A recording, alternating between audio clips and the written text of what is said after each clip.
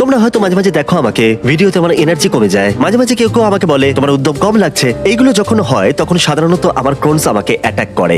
আর এইসব কিছু আমি বলছি কারণ ছোটবেলায় আমি অনেকটাই খেলাধুলা করতাম, কিন্তু 15 বছর বয়সে এসে আমার ক্রোনস ডিজিজ হলো। 27 কেজি ওজন কমে গেল। আমার সব সময় বিছানায় শুয়ে থাকতে ইচ্ছে করতো। ওই সময়টা অনেকটাই অদ্ভুত সময় ছিল, যেন ঠিক আছে আমার ক্রোনস আছে, আমি খেলতে পারবো না, কিন্তু আমি জানতাম আমাকে কি করতে হবে। তাই আমার মাথার পিছনে 1 গ্যালন জল দেখতে পাচ্ছ, এটা আমি প্রত্যেক দিন শেষ করতাম। মাঝে মাঝে দিনে 2 বার আমি বাস্কেটবল প্র্যাকটিস করতে যেতাম। তারপরে এসে আমি ইউটিউব ভিডিও করতাম। আর তখন মা বলতো পড়াশোনা কর, এইসব ভিডিও করিস না। আর আমি বলতাম আমি এটাই করতে চাই, আমি ইউটিউবার হতে চাই। ঠিক আছে, পরে দেখা হচ্ছে। আর আমাকে কিন্তু দেখো, হ্যাঁ আমাকেই দেখো। আমি একটা জিনিস আপনাদেরকে দেখিয়ে রাখি, ডেটটা একবার দেখো, রাত 8:27, অক্টোবর 4th, 2015। ভাবলেই কেমন লাগছে, ঠিক যেন মনে হচ্ছে গতকালের কথা, আবার যেন মনে হচ্ছে 10,000 বছর আগের কথা। এটা দেখলেই কেমন একটা অনুভূতি হচ্ছে। টেবিলটা দেখলে তোমরা বুঝতে পারবে এটা খুবই সস্তা টেবিল ছিল, কারণ এটাই আমি কিনতে পেরেছিলাম।